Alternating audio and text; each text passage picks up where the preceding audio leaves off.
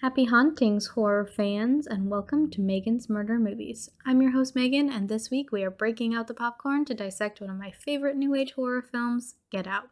I was so happy that this was my movie this week. I'm a huge Daniel Kaluuya fan, and even though this film is super freaking creepy, I love watching stuff with him in it. He's so talented, and Rel Howery as Rod can always lift my spirits, and I really needed that after this week. Did anyone else have a really intense work week, or was it just me?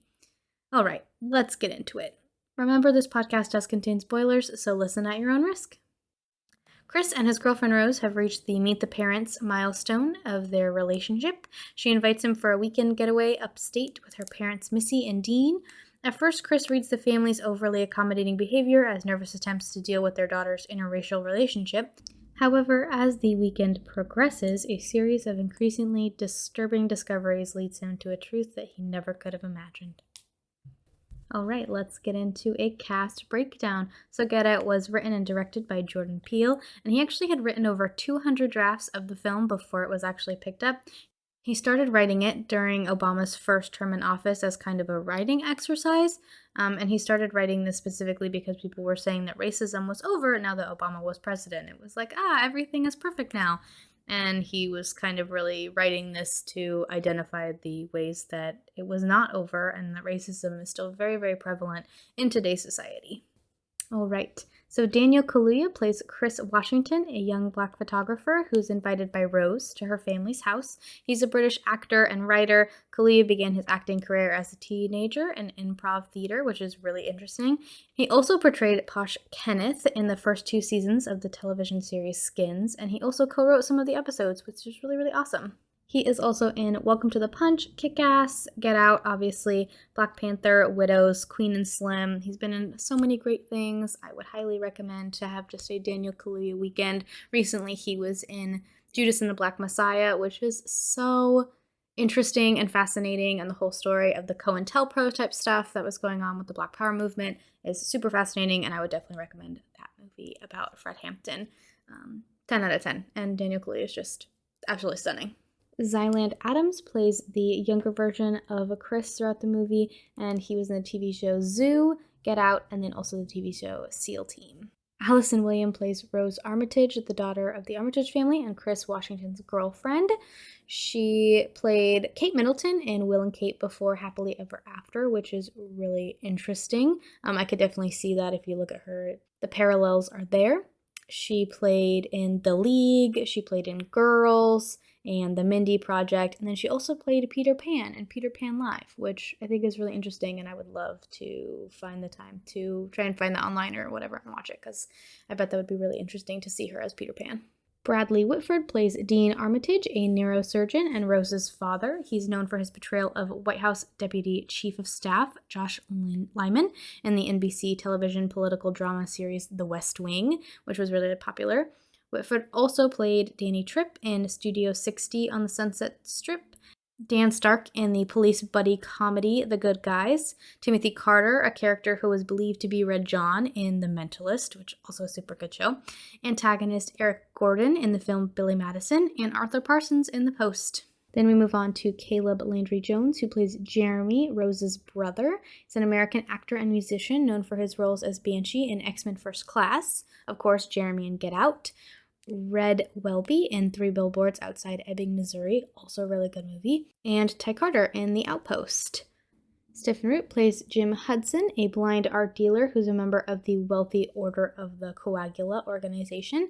He started as Jimmy James on the television series News Radio, as Milton Wadhams in the Office Space movie, and he's done quite a bit of voice acting in King of the Hill. He also was in Star Trek Next Generation, several roles in Coen Brothers films, including Brother, Where Art Thou?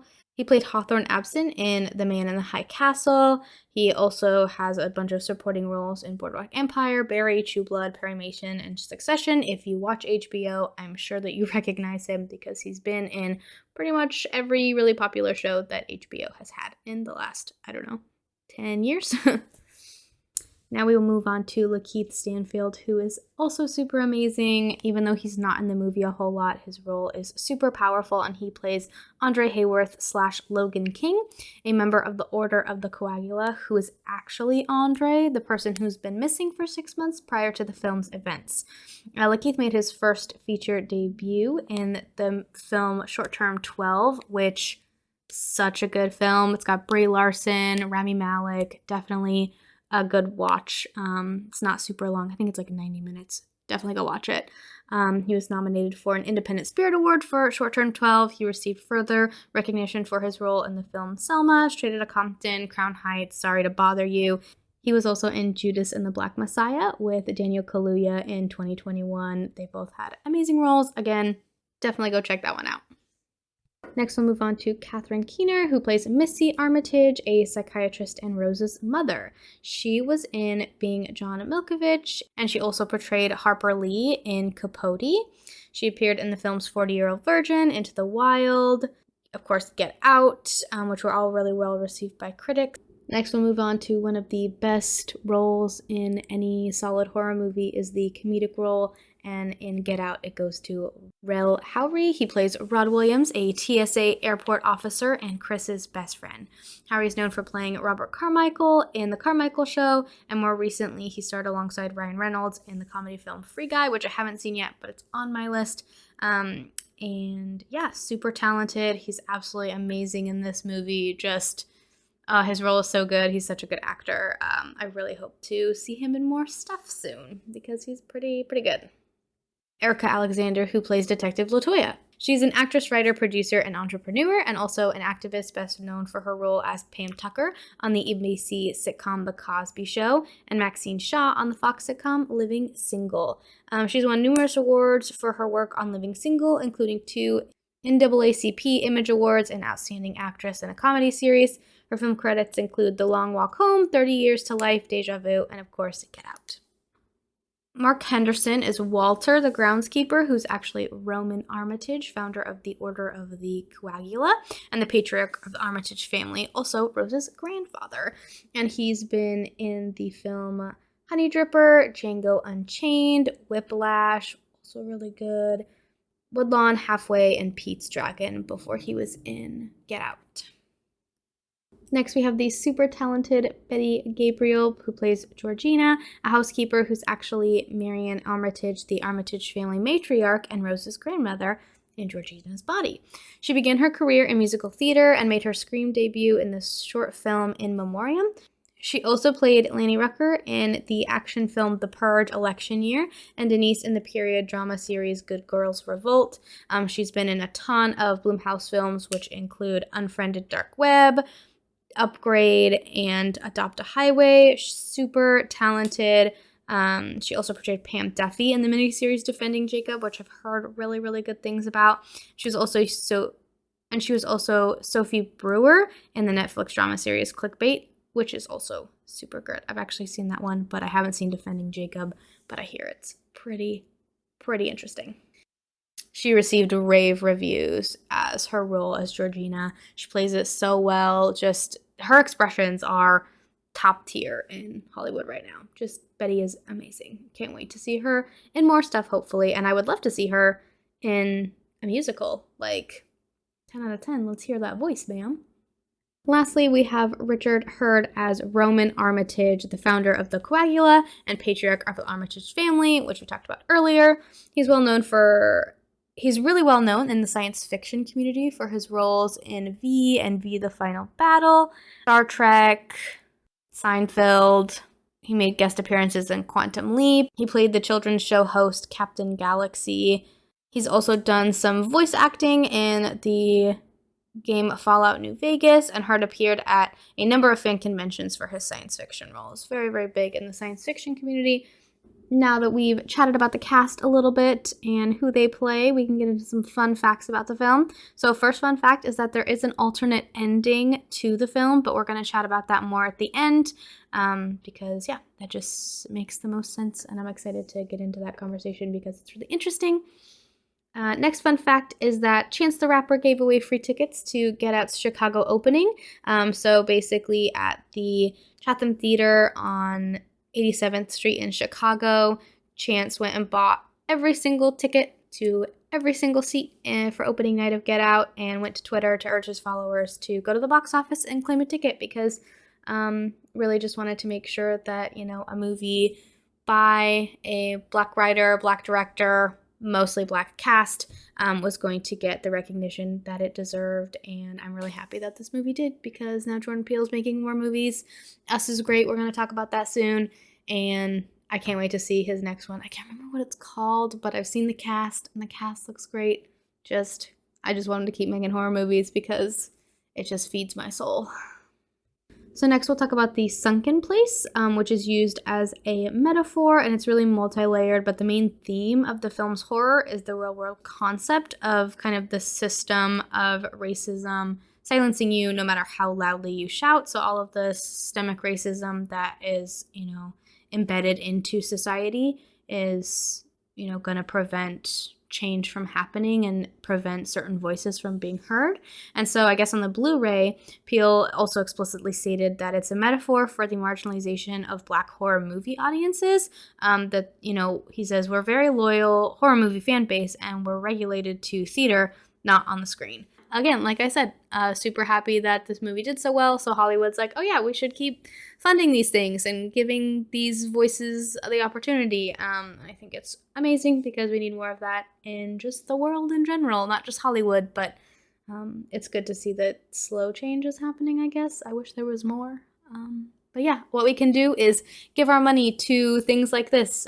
Put your money where your mouth is. If you want to see representation, you need to spend your money on things that show representation so that you can show Hollywood so that we can show Hollywood that, yes, this is what we want to see. This is what's important. And this is real life. So then another fun fact about Jordan is that I guess he gave comments while he was directing in the form of impressions. I guess when you're known for impersonating people, you kind of bring that when you're giving your actors specific notes. So some of his on-set impressions included Obama, which is, one of the impressions that he's famous for, and then also Tracy Morgan. In the fall of 2017, author Tananarive Due, who we chatted about in Candyman, taught a class called Sunken Place, Racism, Survival, and Black Horror Aesthetic at UCLA, which would have been so interesting to sit in on. But I guess Peele even dropped by the class to expand on, among other things, the film's metaphorical connection to the modern prison industrial complex, which is super fascinating. And we've got a resource for that at the end, which I will also have in the comments and on our socials. Another fun fact is that when Rose stops the cop from checking Chris's license when they're driving up to her parents, it's not to stand up for him against a racist act. It's to ensure that there's no paper trail connecting Chris with her family. Because if the policeman would have looked at the license, he could have had to take note or went to run it to make sure that there was no warrants or whatever police officers do when they, take your license away for the few minutes that they're gone. But yeah, it was to basically cover her and her family's tracks. And so this is only one of the many suspicious acts that Rose pulls during the story. And I guess Jordan Peele encourages fans to watch the movie again to see specifically how Rose plays things and acts in certain scenes. Frickin' Allison does an amazing job. Some of the most chilling scenes, I think, have to do with interactions with her and someone else, specifically her and Chris, because it's just some of her smirks and smiles. They're bone chilling, and Allison does an amazing job playing Rose. So then, super fun, important fact is that Get Out was the first February release since The Silence of the Lambs to score a Best Picture Oscar nomination. Silence of the Lambs actually went on to win. Sadly, Get Out didn't. But Jordan notes that Jonathan Demme's classic as a part of inspiration for the film, citing the scene where Hannibal Lecter is calmly waiting at the end of the prison hospital hallway as a model for how he introduced Georgina. And Silence of the Lambs and Get Out are also two of the very, very, very small number of horror films to ever be nominated for the Best Picture Award. Horror is really overlooked in the film award categories. And yeah, just the fact that they both got nominations so late in the year, because I think the cutoff is February. 9 times out of 10, if your film releases in February, it's not really going to be considered by the Academy. And so the fact that it was really considered and was nominated is super exciting. Going off of that, though, Jordan did go on to win the Oscar for the Best Original Screenplay during the 2018 Oscars. And so he was the first Black filmmaker to earn that honor, which is sad that it took us so long to get to have a Black filmmaker win for Best Original Screenplay, but also super exciting that it went to a horror film and that it went to Get Out, because it's so good. Oh, I love this movie so much. And it's not Megan's Murder Movies if we do not talk about the score. So Michael Abels composed the film's score, which Jordan Peele said that he wanted to have distinctly Black voices and Black musical references, which proved to be kind of a challenge, as Peele found that a lot of African music typically has what is termed, at the very least, a glimmer of hope to it, which Peele did not want in the movie at all. At the same time, Peele also wanted to avoid having a voodoo motif, and so the final score features Swahili voices as well as a blues influence. I'm not going to try to pronounce these. I looked up the pronunciations. I don't want to say it wrong. I apologize. But what we hear during kind of that first opening song, and then at the end when Chris and Rod are driving away, is a Swahili phrase that translates to "listen to your ancestors," which indicates to the listener something bad is coming. Run, or get out, as the film is so spectacularly called. Peele says that the words are issued as a warning to Chris throughout the whole movie, and says that the whole idea of the movie is get out, which is what we're screaming at the character on screen. The song Redbone by Childish Gambino is also featured in the film and appears at the movie's beginning. Other songs of the film include Run, Rabbit, Run, which we'll chat about, by Flanagan and Allen, and I've Had the Time of My Life by Bill Medley and Jennifer Warrens. Next fun fact is that Daniel Kaluuya actually landed the lead role of Chris Washington on the spot following his first audition. Jordan asked him to perform one pivotal scene that required him to cry. I'm guessing it was either a scene that was cut or possibly the scene where he's in the chair either talking with Missy for the first time or after he learns about the coagula. But he did it 5 times and a single tear rolled down his cheek at the same point in every take. He's so talented. Like, I want to know how many actors can do that. He's so talented. And so Peele at that moment realized that Kaluuya was perfect for the role and was like, you know what? You win. You got it. Welcome. Congratulations. Because, yeah, he really at that moment couldn't see anybody else in the role aside from Kaluuya. All right, now that we've met the cast and talked about some fun facts about the movie, let's get into our scene-by-scene breakdown. The opening scene of the movie is nighttime, and we see a Black man talking on the phone walking through the suburbs. He's lost and notices that a car starts following him. It's a white car. I do not ask me what kind of car it is because I do not know. But you can hear the song Run, Rabbit, Run, which is playing in the background, like presumably coming from the car, which is a pretty solid warning and kind of spooky. When you think about, like, the song kind of seems a little bit upbeat, but it's just very kind of chanty, so it's very much a warning.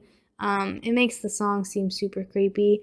But so our character Andre is trying to walk away from the car, but he's abducted by a guy in the mask. We see him get dragged and put in the trunk of the white car, and Run Rabbit Run plays until the trunk is shut, and then it's silent for a good few seconds before we get this really intense string moment going on. And then that Swahili song starts playing as our names start rolling on the screen, which is just kind of meant as a warning to the audience and a warning to our main character, Chris, that something bad is coming. Whatever's happening is not going to be good. Once we get through the opening credits, we start seeing black and white photographs and then the inside of our main character, Chris's apartment.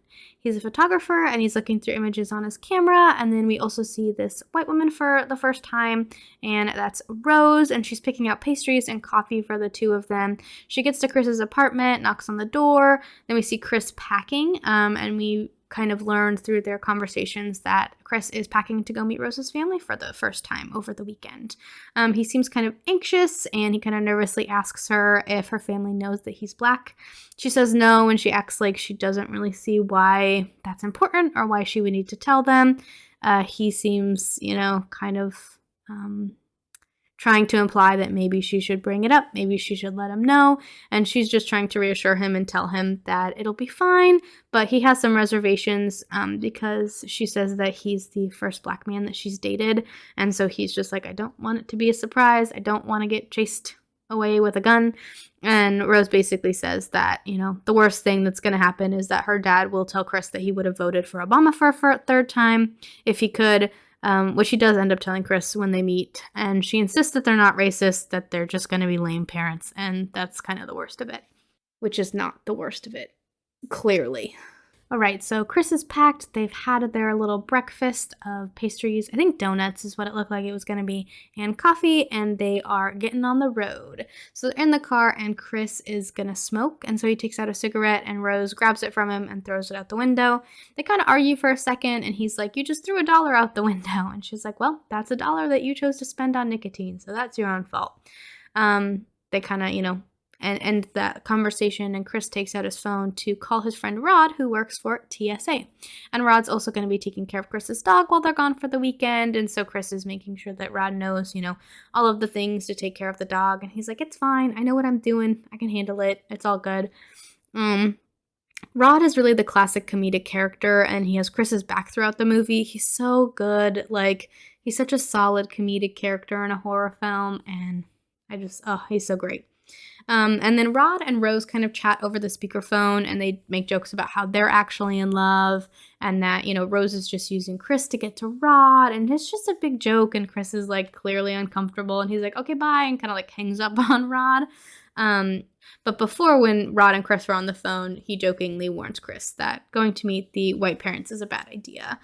But they get off the phone, and they're kind of, talking and laughing and just chatting while Rose is driving, and a deer jumps in front of their car, and Rose hits it. Not on purpose, the deer kind of jumped into the car. The deer's still alive, but can't move. They presumably had to just either let it die or put it out of their misery. They don't really talk about what happens with the deer, but it appears that Rose calls the police, and the cop's kind of a jerk. He's like, next time this happens, you want to call animal control, kind of acting like he has better things to do than to come check them and make sure that they're okay and that the deer's fine or that the deer gets taken care of. And then the cop also asks to see Chris's license, even though he wasn't driving. And so Rose starts to question the police officer and is like, I don't really know why you need to see that. He wasn't driving. There's really no reason why. The cop's kind of insistent, and she calls him out, basically saying that he's, implying that he's being racist and wanting to look at Chris's ID. Chris tries to give him the ID because he just wants to move on with the day and kind of not cause a scene. But Rose is very much acting like she has his back, and she's, supportive and making sure that he's not going to be messed with or taken advantage of by, a system that is known for taking advantage of specifically black men. But we'll find out later that she just didn't want a paper trail because she's sneaky, and we don't like that. So she starts questioning the cop, and he eventually drops the subject and leaves. He tells her that she needs to get her headlight fixed and her mirror fixed, that the deer messed up when it hit her car. But they get back in the car and they head on, and they soon arrive at Rose's parents' house. And the first person that they see when they pull up is a groundskeeper, the black man Walter, that we will meet officially a little bit later. And this next part's really interesting because they pull up to the house, and it's a shot from outside of the house while everyone meets each other. It's probably a good 20 seconds, 15 to 20 seconds of just this house, of the car pulling up, them getting out, and you can see Dean and Missy, but it's not what you would think of as a close-up when you're having two new characters get introduced into a scene. To see them from so far away, we don't really get to see their faces until after this 15 to 20 second ends. I think it's because Jordan wants you to know what the house looks like for what's going to happen toward the end. And so as the camera kind of zooms out, you see Walter, the groundskeeper, just standing in the lawn looking toward everybody, meeting each other and chatting with each other for the first time, which is a little foreboding, I guess would be the best word. So then we are finally taken into the house and everyone's chatting about the drive. They talk about the deer. And Rose's dad gets on this really weird soapbox thing, being real kind of aggressive about how he hates deer and the deer are destroying the ecosystem and he can't stand them. And, one more dead deer is a good start or some weird thing. And it's just everyone's clearly uncomfortable, but Chris is really uncomfortable. It just kind of further fuels that racist rhetoric that we've heard throughout history and that's kind of been around and, seemed to slowly build up again during the Trump administration. And yeah, the whole deer conversation is really interesting. So they finally get Dean off of the subject of deer, and he is being just that real awkward dad, and he asks how long Chris and Rose have been seeing each other. Then he wants to give Chris the tour of the house, and Missy, the mom, is kind of like, can't you just let them settle in? And he's like, no, but I want to give them the tour. This, he clearly had a whole plan in his head of how he wanted things to go, and everyone just kind of let Dean run the show. And so during the tour, you learn that Rose's mom, Missy, is a psychiatrist and that Rose's dad, Dean, is a neurosurgeon. And they clearly have money. He starts casually talking about how these random candle holders that they got in Bali. And he starts talking about how great it is to experience another person's culture. Then he takes Chris over to a wall of what look like a bunch of family photos. And Dean starts talking about how his dad almost went to the Olympics but was beat out by Jesse Owens. And so Jesse Owens went on to win gold in the 1936 Berlin Olympics in front of Hitler, which was super groundbreaking and just kind of really just kind of egg on Hitler's face for, him preaching that perfect white Aryan race thing to then have this black man come in and be like, yep, I win gold. So during this moment, Dean is really trying to show, that he's with it, he's woke, as we would, as people would say nowadays, very much that white liberal trying to be understanding and, with it, with, race and all of those talks and conversations. But Chris is actually trying to be sympathetic and he's like, oh, that's kind of a bummer for your dad. I'm sure he worked hard to, potentially go to the Olympics. And Dean makes a comment and he's like, yeah, well, he almost got over it, which is a very good foreshadow. Next, Dean takes Chris into the kitchen and we meet Georgina.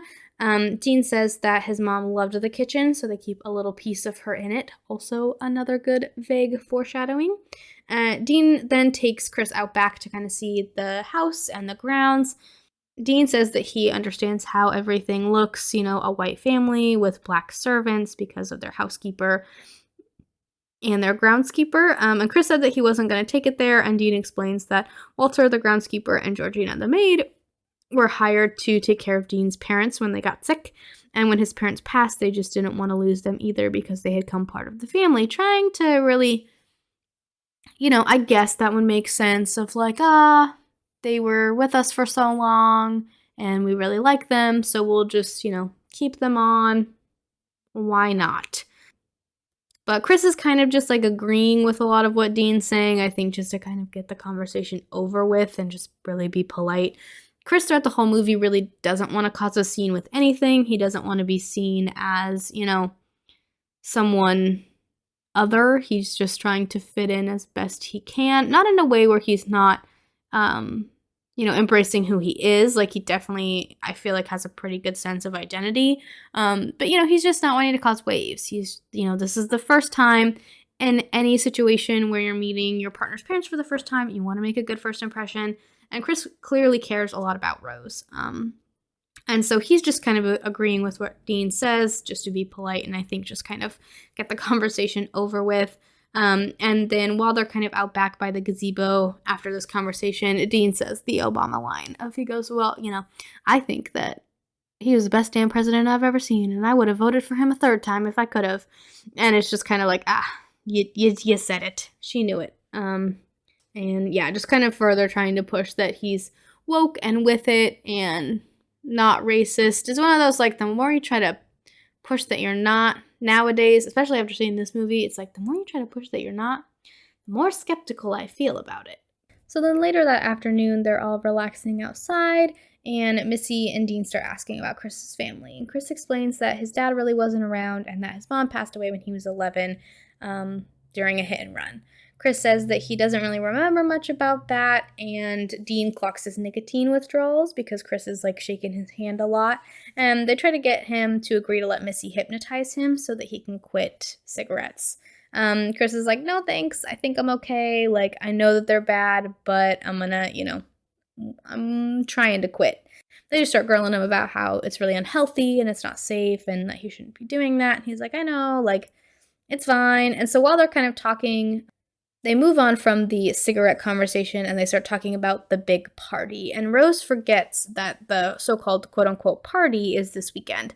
And so apparently Dean and Missy talk about how his dad, Dean's dad, used to throw this big party in the summer once a year, and that after they passed away, they just kept it up, to kind of stay in touch with everyone in the community. And Rose is like, that's not this weekend. And they're like, yeah, it's the same weekend every year, which is weird because you'd think that at 20-something years old, you would, remember family traditions like that. But supposedly she forgot that the party was that weekend. And so while they're talking about this, Georgina is refilling everybody's tea glasses. Looks like they're having, iced tea. And she has this weird moment where she looks like she's just very intently spacing out, and she spills tea on the table, which, who hasn't? You're pouring a pitcher. Pitchers are kind of the most awkward of vessels to pour things out of, even though they're, meant to be poured. They're just not great. I don't know. Yeah. I don't know how many Kool-Aids I've spilt, lemonades I've spilt over the years out of a frickin' pitcher. Anyway. Missy suggests that she should go lay down, and, she says, yeah, I think I'll do that. That's probably a good idea. It's kind of an awkward situation. Missy seems a little bit short with Georgina. It's like, she just spilled a little bit of tea. It didn't hurt anybody. It's okay. But just gets a little bit short, and so that's a little uncomfortable, I think, for everyone at the table, it looks like. And then right after Georgina heads to go inside, Jeremy, Rose's younger brother, shows up.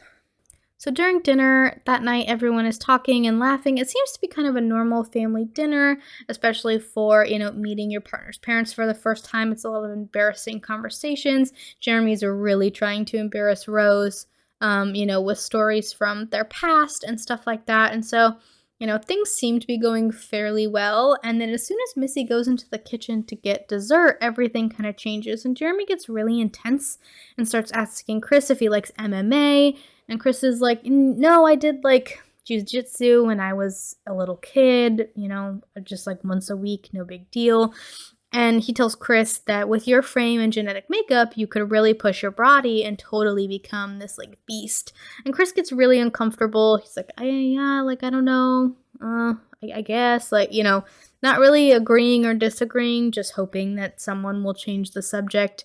Rose seems really annoyed at her brother by him asking these questions and saying these things, but doesn't outwardly, So, saved by the cake, Missy brings in the carrot cake, and the room kind of gets quiet because of Jeremy's weird MMA genetic makeup conversation.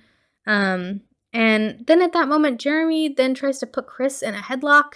He's like, no, just come, let me show you stuff. And, wants to wrestle with him, which is just really weird. And they, tell Jeremy to knock it off. He says that he wasn't going to hurt him, and he just kind of stomps away. He's probably early 20s, I would say. Maybe he's, 19. Maybe he's, freshman in college type thing. But I really think he's probably early 20s, and he acts in this moment like he's about 7. Maybe even 4.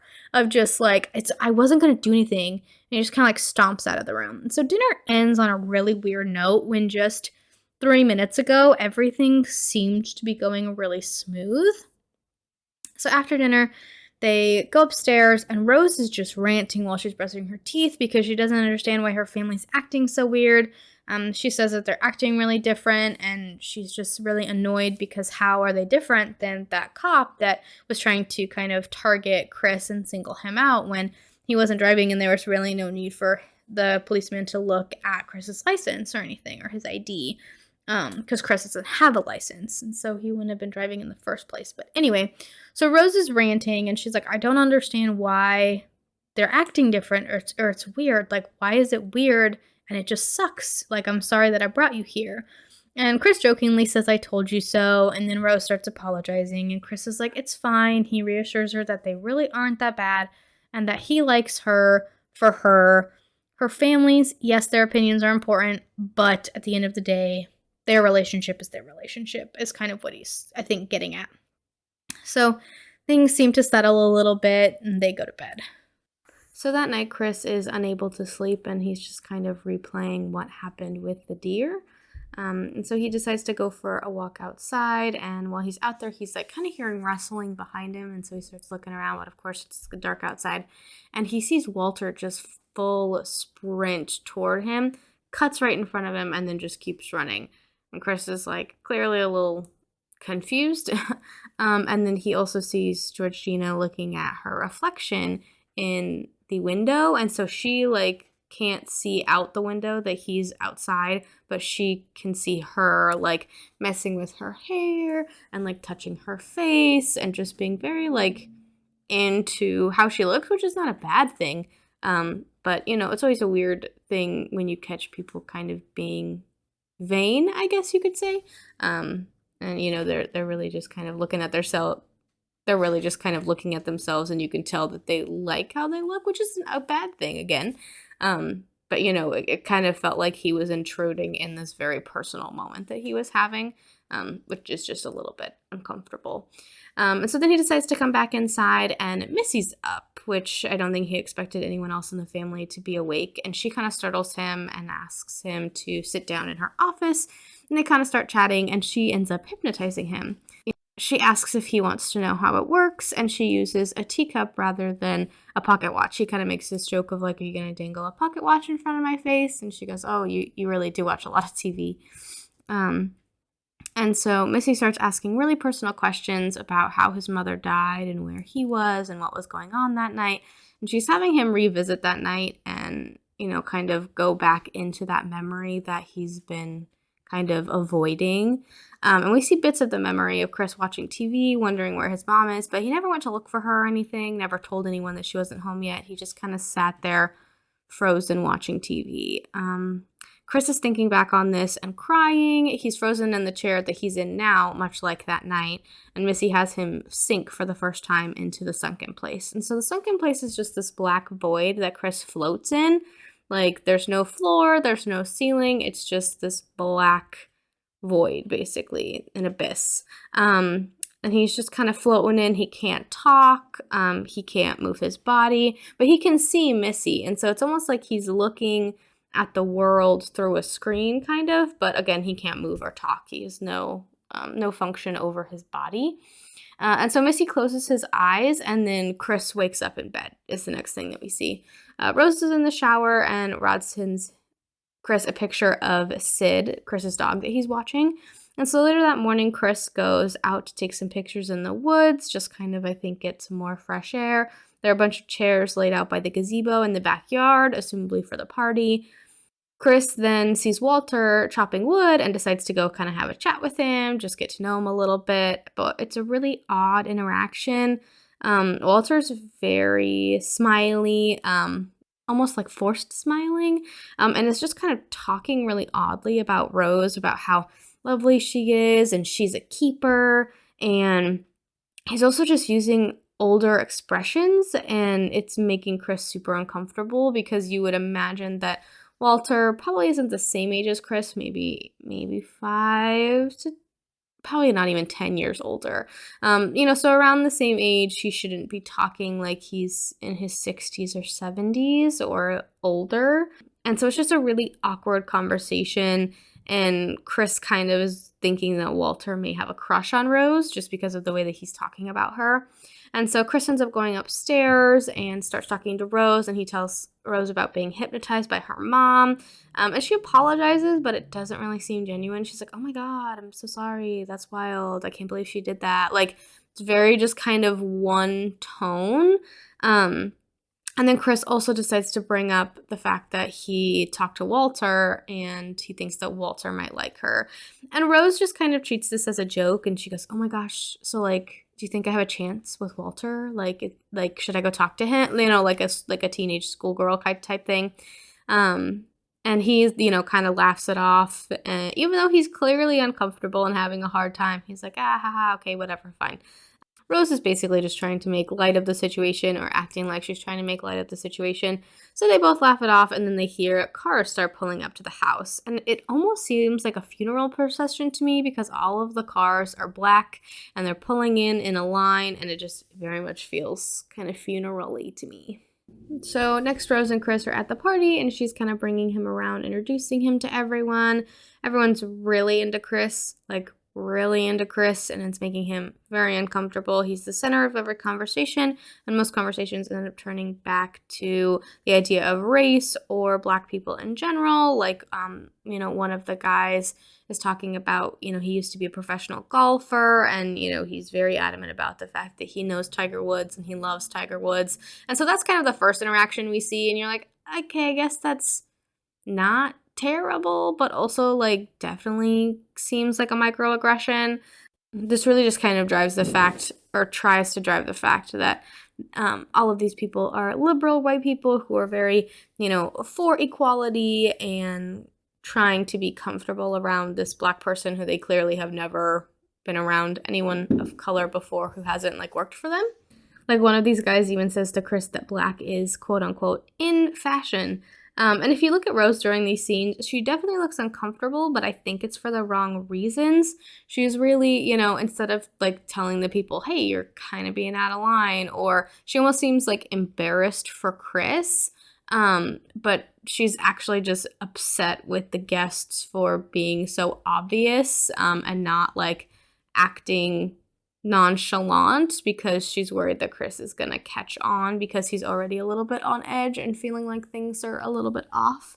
And so I think that Rose is worried that everyone's gonna blow kind of their whole operation if they don't stop being uncomfortable and just creepy. Chris starts taking pictures at the party, just I think to kind of take some space to himself, and he sees another Black guest, and this is Andre from the opening sequence. And so Chris goes up and talks with him, but he's definitely different from when we saw him at the opening of the film.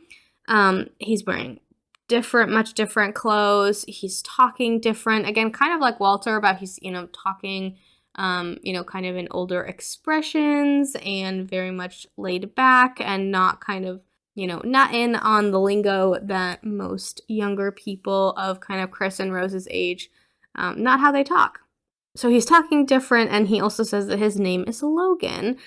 He's acting very pretentious. So Chris goes to bump fists with him when they go to leave, and the Logan / Andre character tries to shake his hand, which is definitely a red flag. It's a common greeting among people, and it just, definitely sets off a red flag. So Chris decides to, take some more space. He kind of walks over toward the gazebo. Everyone was kind of congregating on the back porch area. And so he decides, I'm going to go over and just kind of spend some time closer to the water. I think just to take a break. He didn't realize anyone was over there. But this is when he meets Jim Hudson, who is a art dealer. And he seems to relate to Chris on more of a personal level in terms of being an outsider, because Jim is blind. And so Chris and Jim have a really nice chat. Jim's actually a fan of Chris's work, and so they talk about that a little bit, and photography. And so this is the first real genuine conversation that Chris has had throughout the entire party, of just what interests Chris have, and just kind of getting to know him more as a person, instead of just, oh yeah, you're Rose's Black boyfriend. And it's yeah, but he's also a successful photographer, and he has a dog, and he's a really genuinely nice guy, and he's got a really great best friend, and there's he's a whole full rounded person, not just the color of his skin. And so it's really nice, presumably, that him and Jim have this conversation, and I think it kind of relaxes Chris a little bit in this moment. But after this talk with Jim, we see Chris go inside, I think, to take another little break from the party and also check on his phone. Once he goes upstairs, everyone who's in the house stops talking and immediately just starts kind of looking up toward the stairs. And it's super awkward. It's a couple seconds of just total silence as everyone's just kind of looking at each other and looking up the stairs. You can tell something's going on, but at this point, we're still not exactly sure what is going on. So runs upstairs. Chris sees that his phone is off the charger and completely dead. And he had put it on the charger that morning when Rose was in the shower. That was something that the audience saw him do, like pick up the cord, plug his phone in so that it would charge. Rose goes up to find him and kind of tells Chris off because she's like, I can't believe you just left me down there. Like, I've been looking for you. And Chris tells her about the phone. Chris is worried that now Georgina is not happy that they're together. And Rose just kind of gaslights him to try and get him to stop. She's like, oh, so you're just so gorgeous that people are just unplugging your phone now. And so that's kind of a trend that she has of just gaslighting him and making him feel crazy so that he's just like, nah, you're right, my bad. Like, I don't know. Okay, never mind. Or saying that she'll tell her parents, which also makes Chris uncomfortable because he doesn't want to cause a scene. He doesn't want to be seen as a troublemaker or, someone who's going to cause a ruckus. And so he doesn't want her to run off and tell her parents so that, Georgina or Walter or whomever get in trouble because he just wants to be seen as the nice boyfriend, who's hopefully going to be around for a while in Chris's head. I think he wants to, he sees a future with Rose, I think, till the end. And so Chris calls Rod once his phone has a little bit of juice and kind of tells him about what's going on. And Rod tries to understand, but he does not like anything that Chris is telling him. He freaks out when Chris says he was hypnotized. He worries that Chris will be turned into a sex slave. He's like, this is what these people do. They turn people into sex slaves. I bet that's what the mom's doing. I've seen stuff about this. It was on A&E. Just like totally going off about this whole sex slave theory that he has. But once Chris and Rod get off the phone, Georgina comes in to apologize about messing with his phone. And so she looks like she's, again, maybe late 20s, early 30s, and she's talking like she's about 70 or 80. Chris said that he didn't mean to snitch on her, and she doesn't know what that means. And so he's like, trying to find other synonyms, and she uses the word tattletale, which I feel like is a very old white word. I don't think that tattletale is really used that often. I remember my white grandma using it when I was little, but I don't think it's a common word anymore, especially for, a late 20s, early 30s Black woman. And so Chris tells her that when too many white people are around, he gets nervous. And then Georgina's face just kind of freezes and her breath becomes really shaky. And she's kind of laughing, but also crying. And she just keeps saying the word no. And so Chris is obviously freaked out because it's like, what is happening? And Betty does so good. The actress who plays Georgina does so amazing in this scene. Just like the internal battle that you realize later is what's happening in this scene is so good. Like, I think it's actually Georgina telling her no, that like the woman inside her is not going to get out, even though she's trying her hardest to get out. It's so good. So once Georgina finally gets whatever's going on kind of under control, she says that she's never had that experience because the Armitages treat them like family. So Chris returns to the party and meets even more people, and a man named Hiroki Tanaka asks him if an African American has more advantage or disadvantage in the modern world. So Chris clearly feels awkward and doesn't really want to answer the question, and he sees Logan, and so he says, hey, Logan, they want to know the African American experience, so how about you take this one? And so Logan/Andre says that he, for the most part, has had a pretty good time being African American in today's society. And while he's talking, Chris pulls out his phone to take a picture and accidentally has the flash on, which I don't know if that's ever happened to anyone, but you're trying to take a picture of something, even if it's not someone, of just something, and the flash is on and everyone turns to look at you, it's very embarrassing.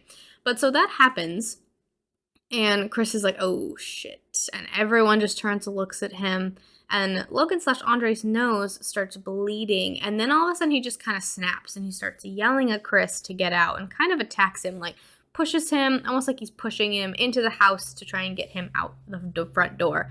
And he sounds like a totally different person. He sounds kind of like he did at the beginning of the movie when he was lost in the neighborhood. And so they kind of pull Logan/Andre off of Chris. And then in the next scene, Dean is explaining to everyone that Logan had a seizure and then that and that can sometimes lead to aggression. Dean says that the flash set him off, and Missy was able to calm him down, and he's quote-unquote good as new. Logan and his wife leave the party. Logan apologizes to Chris and, says that he's going to go home and get some rest, but he's really happy that everyone took care of him. He's really thankful for Missy for kind of setting him right, and they take their leave. And so Dean says that they should get the party back on track and get bingo started. And right at that moment, Rose decides that her and Chris are going to go for a walk instead.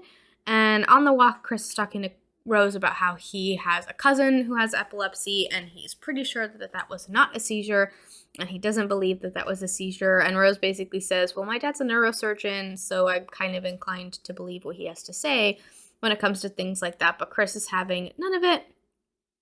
Chris then talks about how he thinks he knows the Logan guy, but not as Logan. He feels like he knows the person that attacked him, but he doesn't know the person who's saying, he's Logan and all of that stuff. And so then at this time we see a clip of the party, and it looks like some type of silent auction is happening. Everyone's got these bingo cards. Dean, the dad, is up at the front in the gazebo, like kind of putting numbers on his hand. And people are, raising their bingo cards. So it looks like a silent auction is going on. There's absolutely no words being said at the party. And then it goes back to Rose and Chris, and he's talking about Missy getting in his head, and he's feeling uncomfortable. He wants to leave, and Rose can decide if she wants to come with him or if she wants to stay. It's up to her. She seems really upset by this, about the fact that he would just kind of leave her behind. And then at the party, it kind of is a close-up on Dean of him just kind of putting numbers on his hand, like waiting to see who's going to bid, I guess. And then as the camera zooms out, you see that there's very, very nice picture of Chris on this little, like, easel, whatever you want to call it. Clearly that is what people are bidding on. So Jim ends up being the winner of the auction. He bid the highest, and so we'll find out what that means a little bit later, but Chris and Rose are still at the lake, and Chris tells her more about the day that his mom died. He says that she didn't die right away from the impact of being hit by the car, and that if he had done something, she probably would still be alive. And so clearly he's carrying a lot of guilt from not doing anything. He was really scared. He was just hoping that, she would walk in the door any minute. Again, he didn't want to cause a scene. He didn't want to go and, get people all worried for then his mom to show up totally fine. He was just hoping that it would kind of all be a bad dream or, just kind of all work itself out in the end. And sadly it didn't. And then he says that he's not going to leave without her because she's now all he has. And Rose acts like she feels really bad and says that they can leave together. She's like, you know what? You saying that, I'm sorry I brought you here. This totally sucks. Let's just go home. Let's get out of here. This is terrible. We don't want to be here. This is not fun. Chris tells Rose that he loves her, and she says it back, and then they head back up to the house so that they can pack and get ready to leave. It's dark by the time they get back to the house, and everyone's leaving. They all say goodbye to Chris, and Chris sends Rod the picture that he took of Logan/Andre while they're packing, and Rod immediately calls him and tells him about Andre. They know him, and he's been missing for 6 months. He's like a brother of a friend that they've met on a few occasions, and Chris is like, oh my gosh, yes, that is where we know him from. Like, I swore that I knew him. He's acting different, trying to fill Rod in about all of the different stuff, and Rod tells him to leave, but Chris's phone dies before they can, Chris can kind of tell him that they're getting ready to come home. And so Rose comes in and says that they need to leave. Rose goes to get her bag. While Chris is packing, he finds a box of pictures in Rose's room with her and what appear to be old partners of hers, and they're all black. He also sees Andre, Walter, and Georgina in the pictures, and he's like, what the hell? What is going on? But he doesn't want to say anything. He knows that causing a scene in this moment is only going to be bad. Best case scenario is just to literally get out of the house. He just needs to get through that front door and hopefully be on his way. He'll figure all that out later, kind of thing. And so Rose catches him, but acts like she didn't. She just kind of, as he puts the box down and goes to shut the door, she's like, hey, are you ready? Ready to go? And he's like, oh yeah, I just couldn't find my camera. I thought maybe we had thrown it in here and it was on the dresser or something. And she's like, oh no, here it is. And he's like, okay. And so they grab the stuff, and Rose just says that she needs to find her keys. So she starts digging through her purse, trying to find the keys.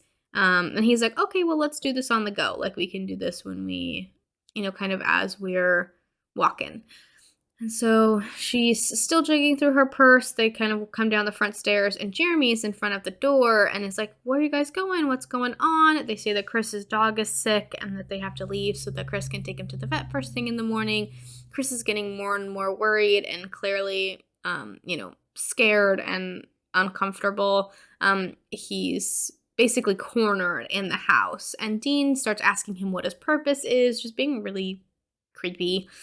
And Chris jokingly says, right now it's finding the keys. And he starts to realize that he's in really big trouble. Rose is still looking for the keys, and Chris now yells at her, and Jeremy tries to hit him with like a lacrosse stick that he was playing with.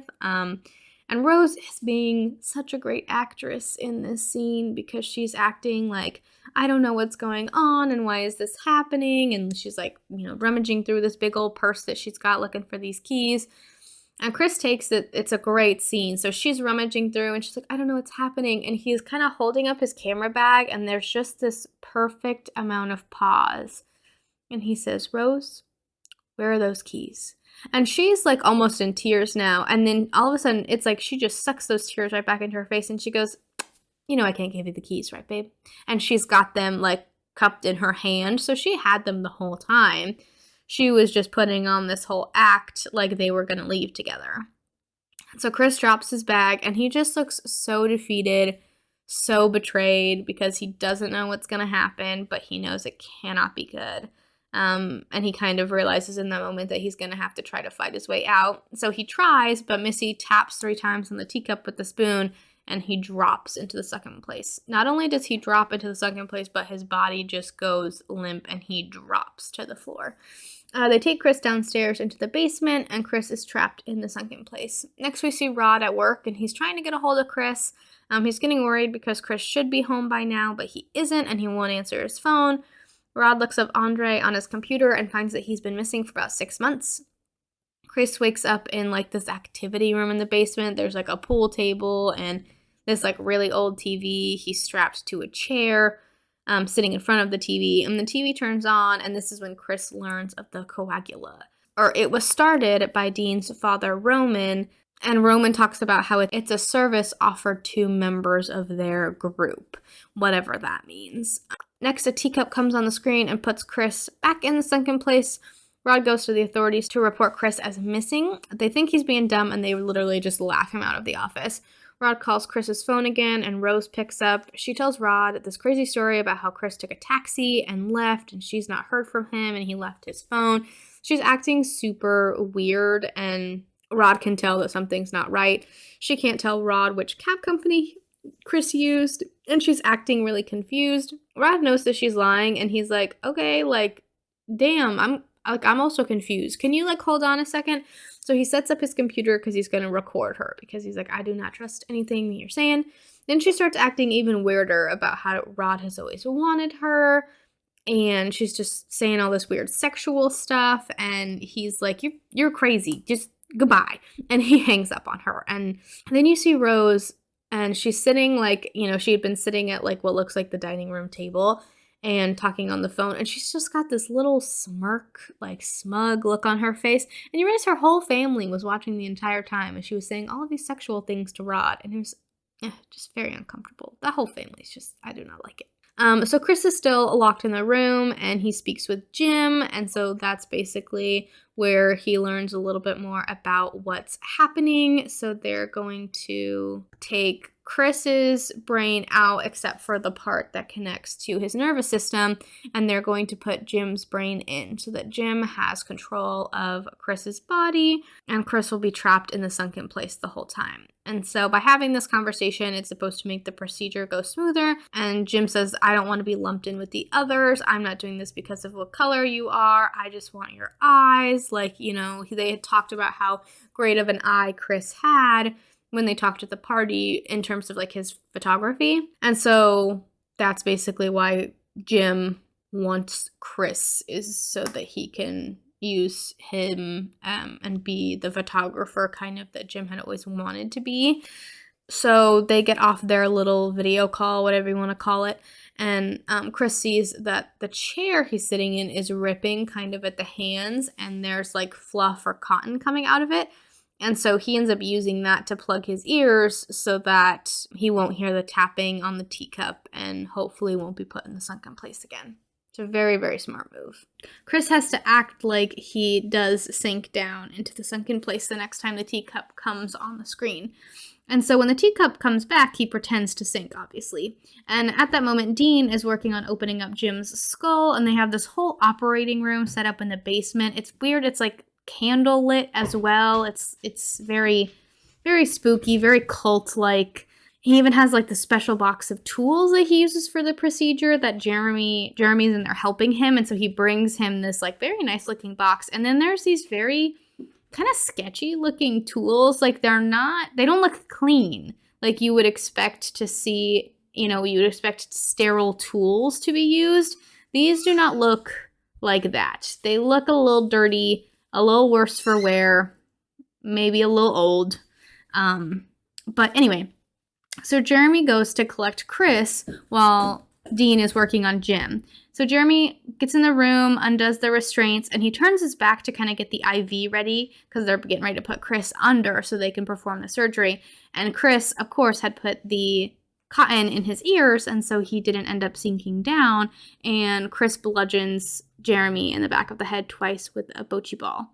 And Dean comes out to check on Jeremy because he should be back now already. And so he's kind of looking down the hallway, and then he turns and he looks back, and then he turns again, kind of like you're crossing the street, like you look right, you look left, you look right again. And Chris comes out of nowhere, and he has taken the giant deer off the wall and just rams him with it. And so the horns go like into his neck and go up into his head. It is definitely the most graphic kill that we see on camera in the film. There's one more and a little bit later that's a lot more, would be more graphic, but we don't actually see any of it happen, but we know what's going on based on the camera angles. But yeah, the Dean's death is definitely the most graphic because he just gets impaled with these deer antlers that Chris has taken the whole like mounted deer head off the wall. So as Dean's kind of stumbling away, trying to get away, bleeding out, he knocks over one of the candles and a fire starts in the basement. And so Chris basically just tries to hightail it out of there. And once he's upstairs, he bumps into Georgina in the kitchen, and she just freaks out and runs away. He's covered in blood, and he sees his phone on the table and grabs it. And when he turns, he finds Missy in her office, and they both eye the teacup on the table, which is kind of in the middle of where they're standing. They both jump for it at the same time, but Chris is a little bit faster and is able to beat her there and swipe it off the table, breaking it. At this point, they're just staring at each other and walking closer. There's really nothing being said. It's just like very intense staring and slow walking to where they're going to meet and basically fight it out. And Missy grabs what looks like a letter opener and stabs Chris through his palm. Like you can see the other end of the letter opener come out the end. It looks so painful, and Daniel Kaluuya is so good because obviously he didn't actually get stabbed with a letter opener, but you can imagine how painful it was, and just the way he tries to breathe through what would be such a painful thing because he's fighting for his life. It's so well done. Oh, the acting in this is so good. Anyway, so he's able to turn his hand and stab Missy somewhere on the face. We don't get to see where it is. The audience doesn't get to see it, but I'm imagining it's her eye. And because eye injuries just really gross me out, and I feel like that would be the scariest thing, would be to get like a nice letter opener to the eyeball. Like that would just, gives me goosebumps just thinking about it. So when I watch it, I always picture it going into her eye, but we don't actually see it. It could be like her temple or, her cheek or whatever, but I always picture it being her eyeball. So Chris heads straight for the front door, and Jeremy pops out and jumps on Chris's back. He only hit him in the back of the head, so he's still kind of with it. They're struggling, and Jeremy almost knocks him out with a chokehold. Chris is, on the verge of passing out, but Chris stabs him in the leg with the letter opener. And this gives Chris just enough time because Jeremy releases him, and so then Chris can turn around and kick him in the chest, and then he head stomps him. So this is the other kill that I was talking about, where It definitely would be really graphic if we saw it, but the camera is angled so perfectly that there's a little like bit of wall in between where Jeremy is laying and where his head would be, where the wall is. And so we can see Chris's leg coming up and dropping back down with how he's standing, but we don't actually see all of the blood and his head cave in. But you hear all of the lovely sounds that come from that. So that's definitely what would be like the most graphic kill, but what the audience sees as the most graphic kill is Dean's. So during all this commotion, Rose is actually upstairs looking for another victim. She's kind of figuring out who she's going to go after next, who she's going to bring home to mommy and daddy. She has headphones in and she's eating dry Fruit Loops and drinking white milk, just regular milk, straight up classic milk, out of a cup with the straw. She is one Fruit Loop away from being a box of Fruit Loops, or maybe she is a box of Fruit Loops. And she also has all of the pictures of her partners that Chris had found hanging now in frames on the wall behind her bed. She's in this like white jacket turtleneck thing. It's a really small scene, but it's so interesting because it makes the color white seem really uncomfortable.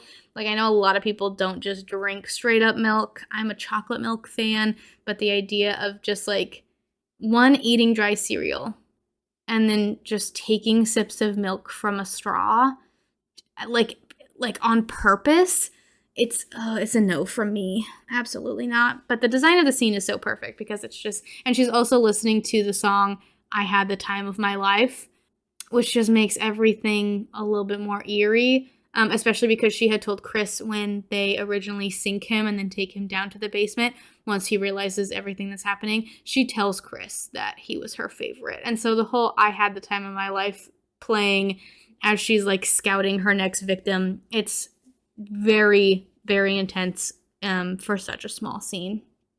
So Chris takes Jeremy's car and goes to leave the house, but Georgina actually throws herself in front of the car while Chris is on the phone with 911.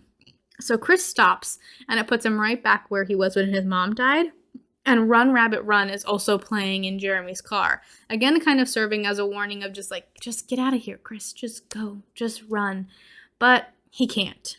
He can't just leave her. He gets out. He puts Georgina in the car, thinking that she's unconscious, and maybe he'll have a chance to save her. Maybe they'll be able to take whoever is sunk in her and get her back out.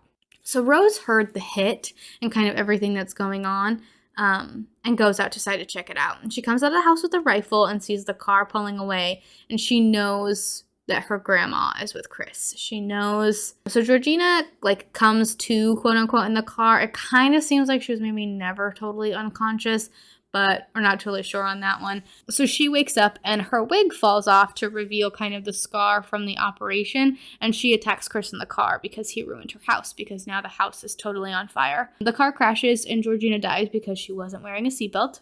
Always a good reminder to wear your seatbelt. And Rose has caught up to them by this point and starts shooting at Chris when he gets out of the car. It's a shot of just her, pointing the gun kind of off camera towards Chris. And you can hear this running. And you know that it's not Chris because it's coming from behind Rose. And it's Grandpa. It's Walter. And so she says, "Get him, Grandpa." And Walter just is full on sprinting, tackles Chris to the ground. They start wrestling. Walter's basically got Chris on the ground. He's trying to crush his skull, which is just very, very brutal to just take your hands and try and push in someone's skull. Skull is a very hard thing.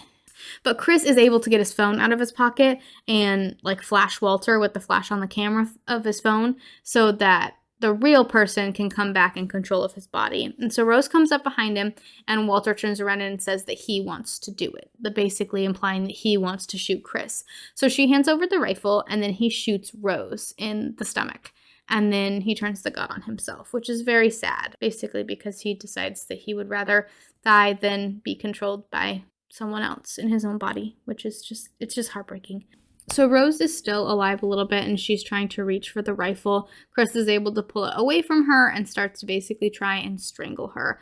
And Allison Williams plays this scene so well because she acts all sorry and tells Chris that she loves him, but then she instantly turns it off when she knows that he won't be able to kill her, and she just smiles and her eyes get kind of squinty and she just has this really smug look on her face, and it's so creepy. And you just really feel for Chris because he totally he really liked her. He thought that she could have been possibly the end-all be-all. He put up with all of her family nonsense. And then to find out that their whole relationship was a lie, like every single part of it. She only went after him for this weird cult, basically, that her family is a part of. It's just crushing. And so Chris stops, and they are just kind of sitting there looking at each other. You're wondering, like, okay, what? Like, how is this going to end? Then you see the red and blue lights reflecting on Rose's face.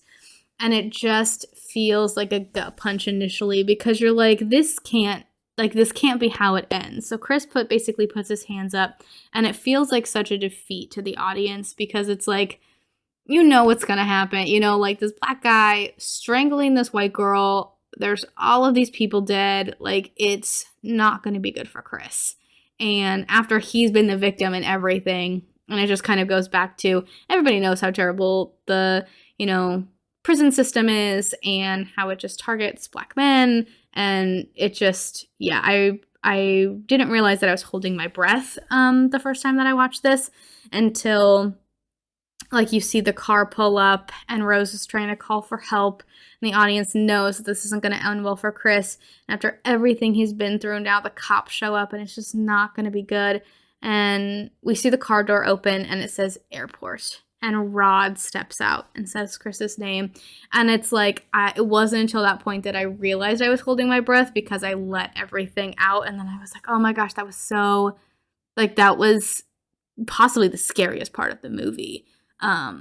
Because it's just like, oh God, like, the likelihood that all of the craziness of brain transfers and body snatchers happening, like, that's not a real life scare, but the police brutality of it all, that is an everyday real life scare that people have and worry that people have. And it just, yeah, I think that honestly for me was the scariest scene of the whole film.